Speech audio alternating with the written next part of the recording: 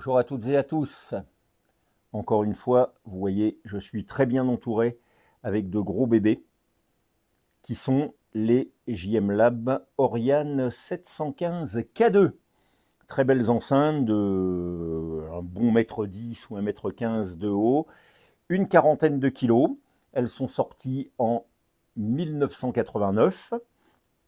Et en fait, je trouve que ces enceintes, elles se rapprochent le plus, dirons-nous, par exemple, de la Onyx 710, première version, avec ce haut-parleur de 25 cm au Kevlar, le 21 cm au Kevlar, le médium ici, et le tweeter à dôme inversé en Kevlar, qu'on retrouve également justement sur la Onyx. En gros, c'est la même configuration, mais ici, l'enceinte est plus imposante, donc un volume de charge accru, une réponse dans le grave, très certainement accrue, elle aussi.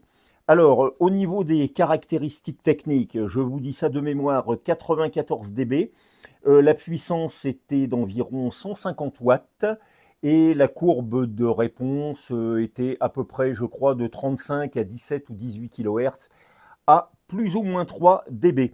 De très belles prestations sonores et aussi une très belle présentation. Là, ici, on a une finition laqué noir qui est du plus bel effet. Donc, qu'est-ce qui a été fait sur ces enceintes qu'on m'a confiées?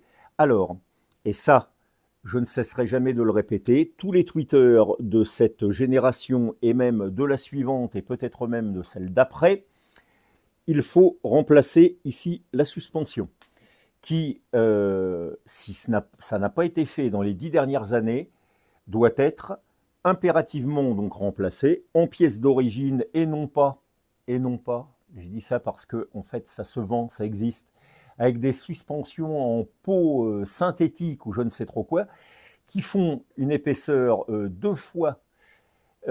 qui ont une épaisseur 2 fois plus importante que la suspension d'origine en mousse et un poids lui aussi au moins 2 fois plus important. Donc inutile de vous dire qu'après les tweeters, bon, peut-être que ça fonctionne, mais certainement pas aussi bien qu'avec les suspensions d'origine. Tout simplement, le médium a lui aussi besoin d'être refait. Donc remplacement de la suspension.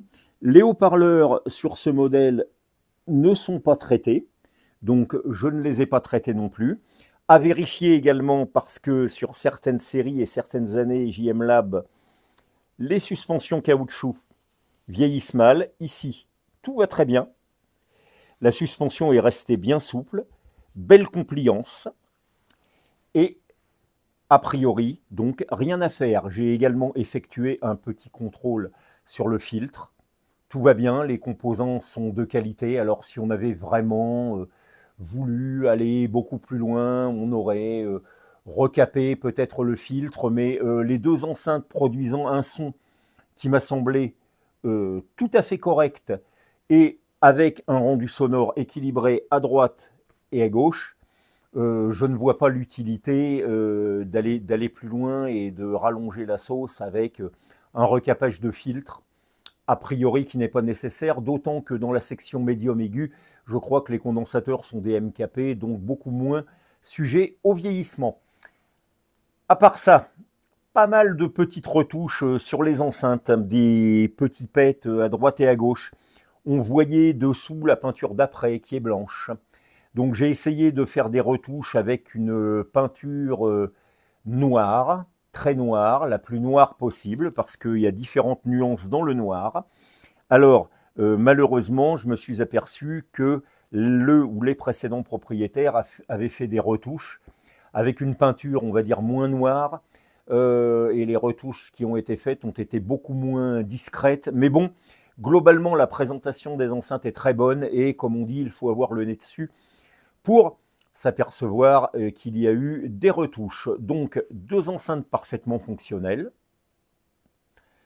J'ai écouté attentivement les enceintes, le rendu sonore est vraiment plutôt pas mauvais, très équilibré, voilà, avec des basses relativement profondes, voilà. Donc, ben, mission accomplie, rien à dire, les voici repartis pour un tour. Sur ces fortes paroles, je vous dis à une prochaine fois. Bonjour chez vous et on va se quitter en musique.